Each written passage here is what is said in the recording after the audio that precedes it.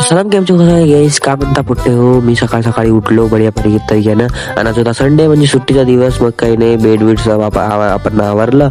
मग आता घराच्या बाहेर निघालच होतो तर म्हटलं तर पाहिलं इकडं काय होऊन राहिलं.